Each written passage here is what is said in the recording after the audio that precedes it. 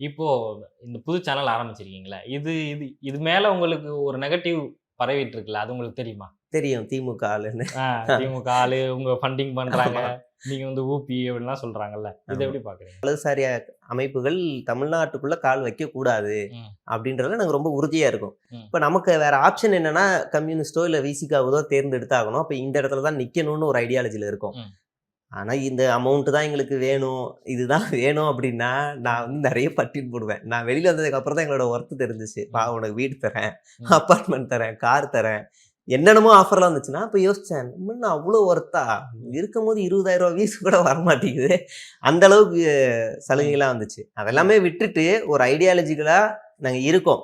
திமுக விமர்சனம் பண்ணல அப்படிங்கிறதுக்காக நாங்க திமுக ஓட்டு போடுன்னு சொல்லிற மாட்டோம். ம், அ அது எங்களுக்கு இப்போதைக்கு எங்களுக்கு இந்த எலக்ஷன் முடியிற வரைக்கும் நம்ம கொஞ்சம் சாஃப்ட்டா இருந்தாகணும். வேற வழி இல்ல. ம், ஏன்னா நாங்க பண்ற எல்லாமே வலதுசாரிக்கு ரொம்ப சாதகமா போகுது.